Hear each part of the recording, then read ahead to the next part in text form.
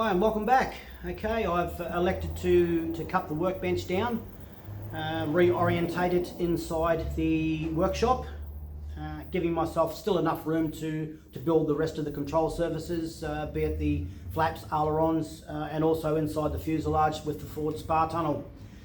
I've elected not to store the wings inside the workshop at the moment. I've elected to now go down the path of at least mechanically fixing them into the aeroplane. Whether I go all the way through with that process and rig the wings, I'll see how I go. I still have to build those control surfaces yet, so there'll be a bit of time between the posting of this video and the actual rigging itself, but at least I can work down the path of getting some wings installed, so it's an easy process to remove them for transportation or at least to move them if I just want to have more room within the workspace. The good news is that this shed was wide enough to slip the wing in without having to move the aeroplane. I centralized it when I first set it up here with enough room behind me to get to the tail feathers or the ruddervators for the Waiex tail, and I've allowed myself enough room at the front to install the engine, work around the engine, the prop and everything like that. And then it becomes an easy task just to wheel it straight out with the wings off onto a trailer and down to the airport. But for those who are going to follow the same path as me and build this entire aeroplane in a shed, if you haven't got a hangar, I used every part of this 9 meters. Don't ask me what that is in feet and inches, I haven't got a clue, but 9 meters is what you need to get these wings into this aeroplane by leaving the fuselage in the center, because you've got the length of the actual spar itself, which has to go beyond the aeroplane fuselage and then slip in. So I think I had about that much room, so let's call it that much, probably off 9 meters, so let's call it probably just over 8 meters. I don't know what that is in feet and inches, but you're going to need every part of that. How about we go around and we'll have a little bit of a look at the aeroplane, or the Sonex in this instance, the Waiex, and have a look together what it now looks like with its wings partially on, and it looks damn good. Let's just walk up together and have a look. Almost looking like an aeroplane.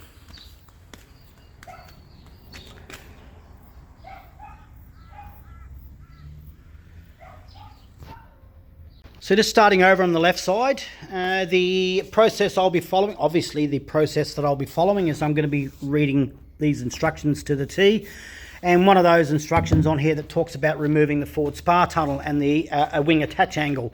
Now I've only got the side, you remember that the right one was attached to the spar tunnel itself, but the left one has the brake lining, brake handle attached to it. I'll just zoom in there and have a bit of a look. Hopefully I can do this over the wing. So you can see that's attached to the angle there. So I'll be removing those bolts, those 2 bolts there, and removing that part of the brake handle. Just coming back out again. Removing all of this portion here, so it allows me to put the spar tunnel, forward spar tunnel in without any restrictions. It's going to be a bit of a tight bit of a mess in there, I think, getting it in there. But what I'm going to do is I'm going to be removing, just get underneath the aeroplane for a second. Just underneath, I'm going to be removing this part of the floor pan. I'm going to take the whole lot off, which is going to, it's only just held on by a couple of clicos. This side is a bit harder because it does go through grommets up and through here, so the brake line's easy enough to do just by removing it off the part here of the build, and cut the cable ties, 1, 2, 3 cable ties, feed the tube back up through the hole, not a drama. I'll probably lose a little bit of oil, but I'll put some tape or something over the back of it. This vent line, I should be able to navigate my way around down with the sheet of the vent line from the fuel tank, sorry, and then the one over there I'll be able to just cut off as well and do that. So that removes this full sheet. So let's go ahead and start with that, and we'll have a look underneath the aeroplane after that. Okay, just underneath the Sonex at the moment, I've removed the sheet from there, so I've got to take the underside sheet, sorry, I've got to take that brake cylinder reservoir off this to allow me the removal of this angle here. Once that's removed, I can pull the brake back out the way, which allows me plenty of room. I don't know if you can actually, I might just get down a bit lower. That's a bit better. Allows me plenty of room to get that forward spar tunnel in. Align the little tooling holes which are just there. I've still yet to put these AN7A bolts on through there. They have arrived, so I've just got to stick my hand behind there and put a little spanner on the back of it and torque those up, or even just slip the wing back out again and do it. It's no drama. I've got it noted, so it's all good. At the moment, these tooling holes are 1/4 inch. I'll get up inside here. These tooling holes, this is very, very close, sorry. These tooling holes here are 1/4 inch. Sorry, yeah, they are 1/4 inch. I think they are 1/4 inch. I can't remember. Anyway, inches does my head in. So I've got some tooling holes there which will give me a bit of a starting block for the rigging of the wings, or the installation of the wings. I seem to recall there's something that slides on here or something afterwards. I can't remember. Anyway, let me sort of remove the underside of the turtle deck sheet now, get it off, and we'll have another little bit of a look at what the aeroplane's looking like from both forward of the pedals, which I'm at now, and aft of the cockpit area. Come back to you shortly. Okay, just under the turtle deck here, I've removed the underside of the sheet from here, and now I can gain access from every conceivable angle. So I think I'm a lot happier that I can do this. I can get to the rear spar carry through. I can do all sorts of weird and wonderful things underneath here. That hole I was trying to think of before for the tooling holes, in 3/8, that's it, 3/8, not 1/4 inch. So that little tiny hole just there for the tooling hole for that on the aft and the forward spar tunnel has got a 3/8 hole. So I'll have to upsize the holes in the actual spar itself rather than 11/16 or whatever it was set on the drawing. So there you have it. Close off for today, and we'll get stuck back into this tomorrow and see how we go.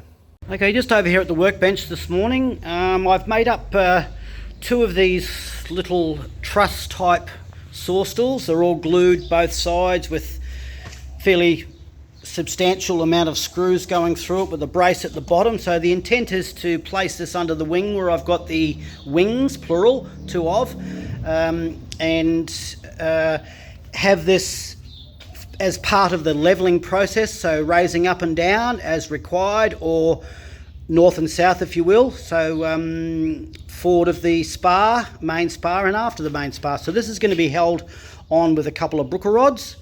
So I've purchased some brooker rods. I'm going to cut these down with some nuts on them, and then I will sort of make the shape of the aerofoil in 2 locations, so it's not sort of sitting on the actual sheet itself, the underside of the sheet itself, so putting a lot of pressure on that. I'll do it in such a way that it's sitting directly on the spars. So let me go ahead and start that now, and then we'll come back and we'll have a bit of a look how it looks. So just under the wing here at the moment, I've made up one of these little jigs, or the stools if you like. So what will happen is that this nut will either loosen or increase, which will take up the forward spar end, and I can do exactly the same at the rear spar end. Now what I've done as a temporary measure, now bear in mind this is not the location that the wing will go into. All I've done is leveled my tooling lines, or the cord line if you will, across the aerofoil, so I could marry in a shape of both aft and forward, so it gives good bearing when I am taking the weight of the wing once those 4 milk crates disappear. So hopefully I haven't made this too high. There's a lot of adjustment to go down yet. I don't honestly believe these wings are going to go any lower than what they are. If anything, they're going to go up from that. So even if it had to go up 5 mil, I can sort of drop that down 50 mil or 2 inches or thereabouts, and then have plenty of adjustment. And I think this is a nice refined way of getting the wing both levels. So let's just call that north-south, and east-west as one whole as well. So let's go ahead and make the other one of these up now, and see how I go in the next few hours. Come back to you shortly. Okay, just back under the right wing of the Sonex. I've removed the milk crates. I've put my jig in spot. I've got it sitting on rib number 9. You can see that the profile of the wing section is pretty good. It's load bearing on both rib nose and rib aft, plus the main spar. Moreover, the main spar, it's taking all of that weight, as well as the rear spar. Here's my springing line. You can just see it through there. It was just so easy to adjust that. You know, you've got millimeter accuracy, so I'm more than happy that the way that has turned out. It's probably sitting in a lower position than what it should do. So I can now go and install the left wing, get it squared away, and then we'll get on to the next process of installing the wings. Come back to you shortly. Okay, there you have it. Left wing is now done, the same as the right. Just bearing in mind that even though I've got a laser level across the chord line there, it's not in its correct height, as well as the wing is not in its correct position in the spar tunnel itself.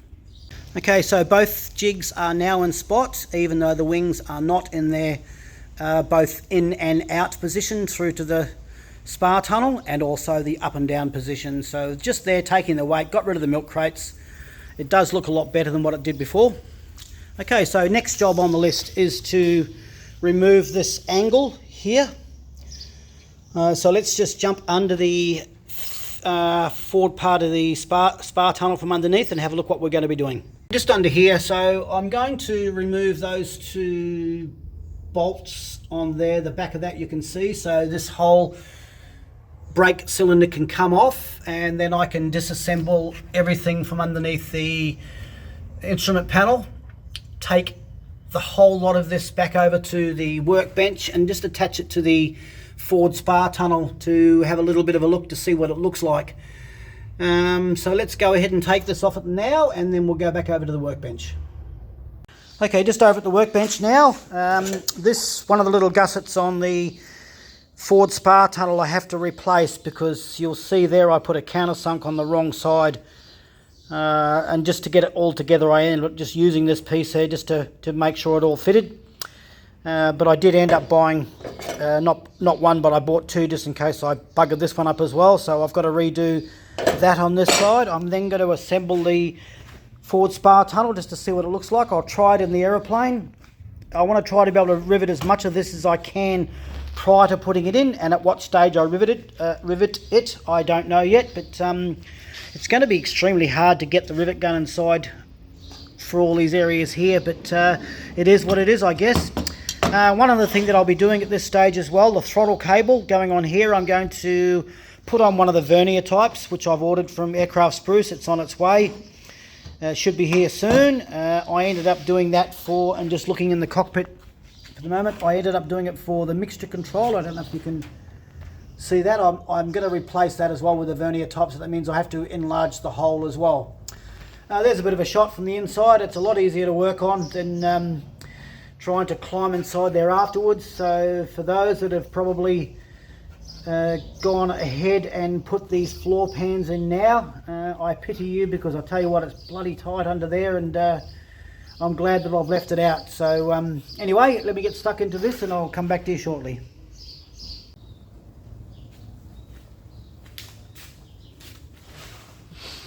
Hi, and welcome back. Okay, I've achieved what I wanted to achieve today. I'm going to call it quits now. It's just too damn hot out here. But I'm going to just spin the camera around and go through the step-by-step process that I did to enable me to be satisfied with the way that the wings are now set up. The first thing I can't stress enough is that these saw stools that I made with the adjustment have been an absolute godsend. I might have been backwards and forwards, 5 times, adjusting here and doing here and lifting it and dropping it and whatever, but it absolutely worked 100% to a treat. It was just, I couldn't ask for any more luck, if you will. So I'm going to start off here on the right wing, or just before I go to the right wing, we'll just have a quick look at the aeroplane, and I'll explain what I did prior to getting these wings set up. Okay, just starting off here at the right side, that's pretty much, I don't know, let's call it a 15 mil gap on that side, and it's pretty much the same on that side. Now, I don't know that there's that much to worry about if there is a little bit of a distance, because the more important distance is the diagonals that go from the tail to this corner, which we'll go through in a minute and check. So let's just quickly go back over to the right wing and have a look at our laser level. So here's our laser level. It is now in its final spot, and we can all verify that that's running straight through the chord line. And that's the amount of adjustment that I ended up with. I know that I was probably a little bit worried that they were going to be too high, but it ended up, pretty damn good. So as I said before, I was backwards and forwards a number of times getting all this adjusted. So all I did to start with was that I adjusted both saw stools to what I thought was a fairly reasonable height, and I was out by around about 40 millimeters actually, so I had to actually had them 40 mil too low. So that's that side. Now, they don't have to match in height. What is, or does have to match in height, is the height at this wing tip here. So we'll go through that in a minute. So just getting underneath the aeroplane for a second. Oh dear, oh dear. Oh, I've made another little adjustment trestle, if you will, or a saw stool here. I found that it was giving me a little bit of grief when I was trying to mate the two wings together, in particular with the 1/4 inch McAllister pin.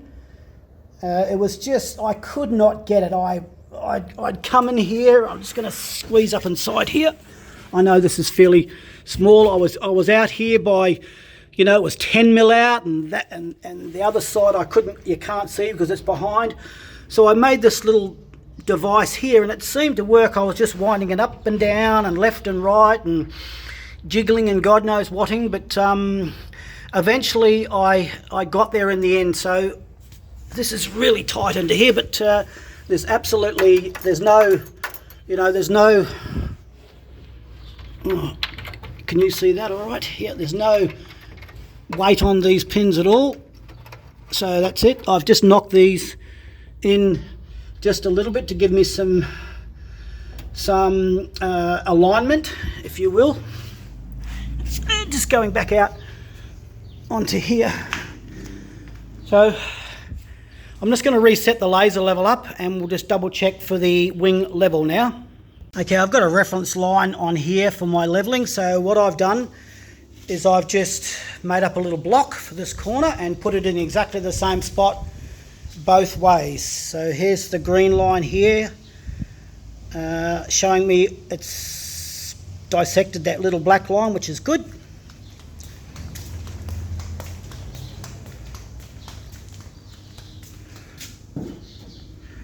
And dissected the little black line there. Now I know that's probably 1 or 2 mil in it, but I've also checked the height from here down to the floor. The concrete could be out, but it does match in height. Let's do that exercise. Let's do the exercise. I'll get the tape.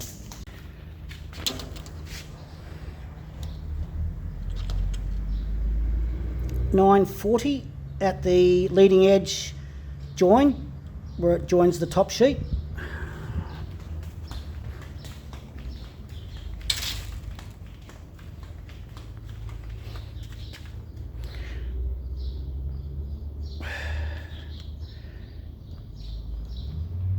$9.40. Okay.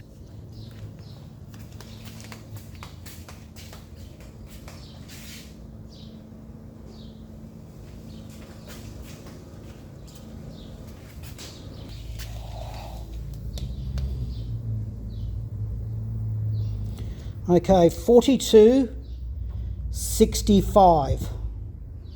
Let's call it 42.66. So the other side needs to be 3.8 or 4 mil. So the other side needs to be 4,270 millimeters if these wings are set up correctly.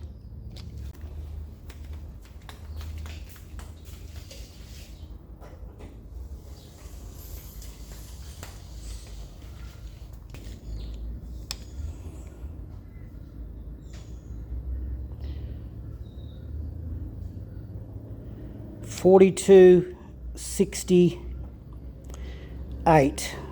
So there's probably around about 2 or so millimeters in it.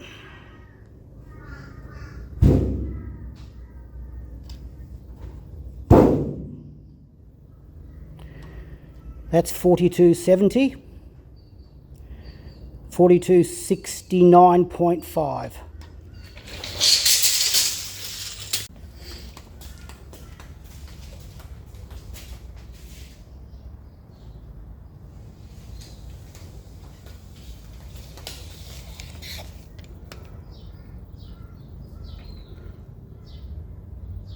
Okay, 42.65. Spot on the money. The other side is 3.5 millimeters longer.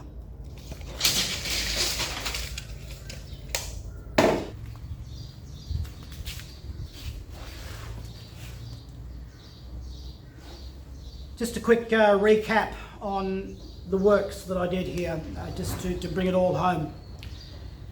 First of all, I can't stress enough that to make these little saw stools the way that I've made them with the adjustment, I don't know what other people have done or whatever, but it just seemed a logical way for me, you know, to do it. They've been a godsend. It was so easy just to do a little turn here, a little turn there, and wings just went up like this and they went down and whatever. Probably a good idea to do one in the middle like I've done. So just basically this wing is not sitting on any part of the fuselage whatsoever. It's held up on itself with the 3 tripods or the 3 saw stools. So just going back to the wings, once I had those wings knitted together with the 3 McMaster pins, the 1/4 inch and the 2 AN bolts, I was able just to do a left and right through there and give it a final adjustment in both against the fuselage. Now it's probably a little bit wider on this side, and we're talking a millimeter. You know, it's nothing at the end of the day. So once I got these in that spot, I then rechecked for height, adjusted it, both sides, redid the cord line again, both sides, adjusted it,